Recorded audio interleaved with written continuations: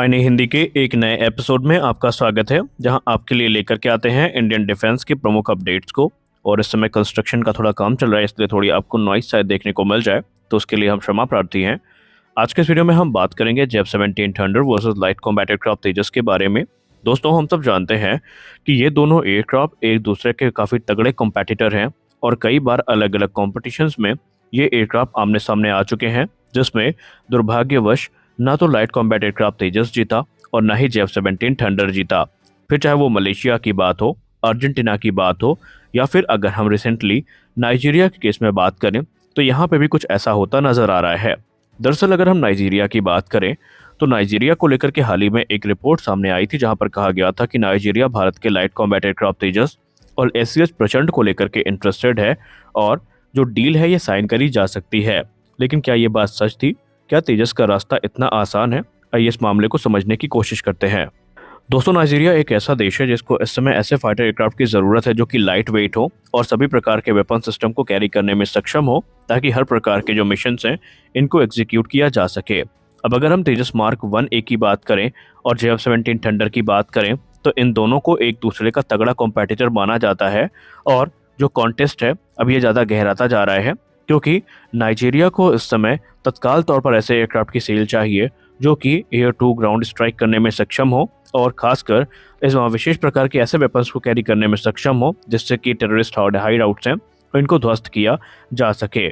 Nigeria की air force ये चाहती है कि पुराने हो रहे जो चाइना के F-7 एयरक्राफ्ट की फ्लीट है इसको रिप्लेस किया जा सके। अगर हम F-7 की बात करें तो ये कुछ और नहीं बल्कि MiG-21 की चाइनीज़ कॉपी है और इन एयरक्राफ्ट्स को नाइजीरिया को चाइना के द्वारा सप्लाई किया गया था। हालांकि नाइजीरिया को एक वर्सटाइल प्लेटफॉर्म की ज़रूरत है जो कि सारे जो चैलेंजेस हैं नाइजीरिया के सिक्योरिटी थ्रेट्स के उनको काउंटर कर सके और जो उनका इलाका है उसको सुरक्षित रख सके। तो यहाँ पर लाइट कॉम्बैट एयरक्राफ्ट तेजस मार्क 1A और जेफ-17 थंडर उनके सामने एक बेहतरीन ऑप्शन के तौर पर उपलब्ध हैं। पहले अगर हम बात करें जेफ-17 थंडर की, तो जेफ-17 थंडर ऑलरेडी नाइजीरियन एयरफोर्स का हिस्सा है, लेकिन हम सब जानते हैं कि 3 की संख्या में जो जेफ-17 ब्लॉक 2 नाइजीरिया के द्वारा ऑपरेट किए जा रहे हैं ये टेक्निकल चैलेंजेस से जूझ रहे हैं और अक्सर ये खबरें सामने आई हैं कि इनमें जो टेक्निकल ग्लिच हैं ये लगातार बढ़ती जा रही हैं और कई बार तो इनको ग्राउंडेड भी रखना पड़ा था, जो निसंदेह कहीं ना कहीं नाइजीरिया के मन में जेफ-17 थंडर को लेकर के जो विश्वसनीयता है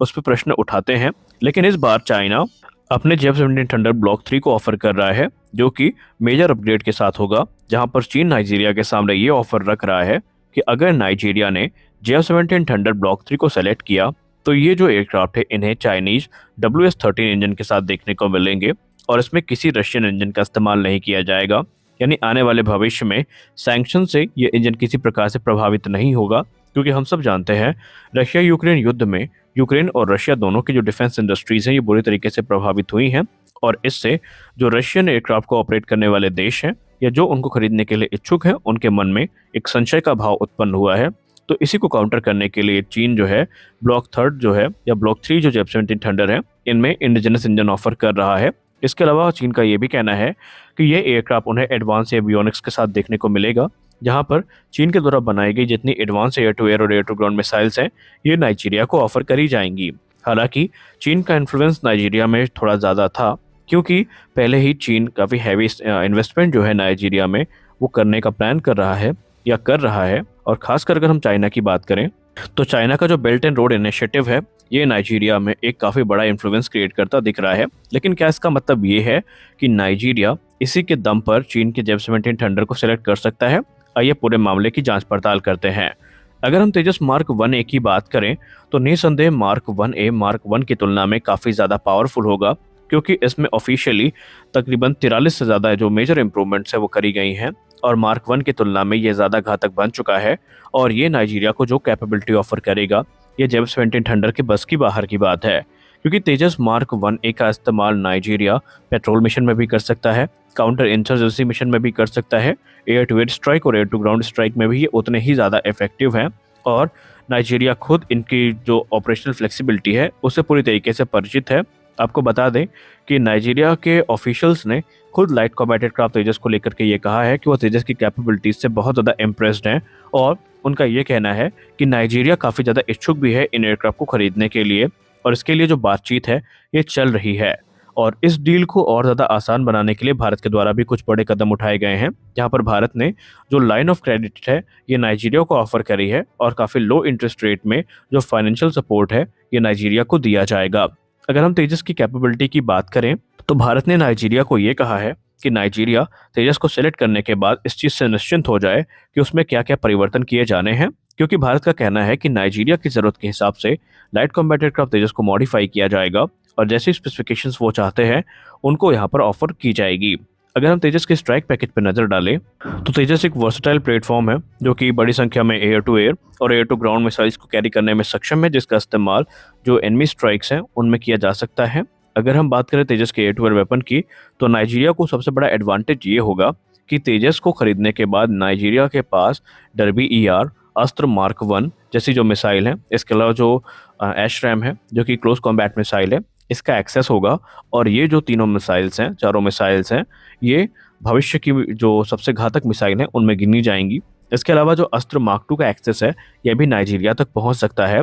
तेजस के साथ नाइजीरिया को रुद्रम सीरीज की जो एंटी रेडिएशन मिसाइल है ये देखने को मिलेंगी, जो कि उनकी ताकत को बहुत ज़्यादा बढ़ाएंगी। अगर हम मिसाइल से हट के भी बात करें तो लाइट कॉम्बैट एयरक्राफ्ट तेजस के एयर टू ग्राउंड स्ट्राइक की अगर हम देखें तो उसमें इनको शॉ वेपन मिलेंगे, यानी स्मार्ट एंटी एयरफील्ड वेपन देखने को मिलेंगे, जिसमें मार्क 1 और मार्क 2 दोनों का एक्सेस इनके पास होगा और ये अपने कैटेगरी के सबसे घातक हथियार माने जाते हैं जिनका इस्तेमाल जो इंफ्रास्ट्रक्चर है उसको ध्वस्त करने के लिए किया जा सकता है। इसके अलावा जो ASM हैमर है ये भी देखने को मिलेगा और हाल ही में तेजस और हैमर का जो टेस्ट है वो हमें देखने को मिला था, जिसके बाद से तेजस की जो कैपेबिलिटी है उसको लेकर के हम लोग ये कह सकते हैं कि इस समय लाइट कॉम्बैट एयरक्राफ्ट कैटेगरी में तेजस जैसा कोई भी प्लेटफॉर्म नहीं है। और यही सारी चीज़ें जो नाइजीरिया जैसे देश है इनको काफ़ी ज़्यादा इम्प्रेस कर रही हैं। इसके अलावा बहुत जल्दी तेजस में कुछ मेजर मॉडिफिकेशंस भी हमें देखने को मिलेंगे, क्योंकि अभी तक जो भी हमारे पोटेंशियल बायर हैं तेजस के, उनके मन में एक संशय है कि तेजस में जो इंजन है अभी भी इम्पोर्टेड है,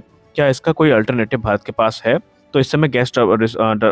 GTRE यानी गैस टर्बाइन रिसर्च एस्टेब्लिशमेंट हमारी जो है वो इस क्षेत्र में काम कर रही है और GTRE को पूरा भरोसा है कि 1 दशक के अंदर लाइट कॉम्बैट एयरक्राफ्ट तेजस के लिए जो इंजन है ये विकसित कर लिया जाएगा। हालांकि अगर कोई भी देश भारत से तेजस को खरीदता है तो उसे इस चीज़ के लिए डरने की ज़रूरत नहीं है कि उनको आफ्टर सेल सपोर्ट मिलेगा या नहीं मिलेगा, क्योंकि भारत एक ऐसा देश है जो किसी भी डील को साइन करने से पहले सारी चीज़ें एडवांस में बता देता है। इनफैक्ट भारत ने तो कई देशों को MRO सपोर्ट का ऑफर भी किया है, तो नाइजीरिया को इसके लिए चिंतित होने की ज़रूरत नहीं है। एक्सपर्ट्स ये मानते हैं कि नाइजीरिया के सामने इस समय लाइट कॉम्बैट एयरक्राफ्ट तेजस एक नए प्लेटफॉर्म के तौर पर है और खुद तेजस का जो ट्रैक रिकॉर्ड है ये अपने आप में काफ़ी बेहतरीन है, क्योंकि 7 वर्षों की सर्विस में अभी तक एक भी एक्सीडेंट तेजस के साथ देखने को नहीं मिला, जो कि इसकी रिलायबिलिटी का प्रत्यक्ष प्रमाण है। तो आज के इस वीडियो में बस इतना ही, मिलते हैं अगले वीडियो में कुछ और अपडेट्स के साथ, तब तक के लिए जय हिंद।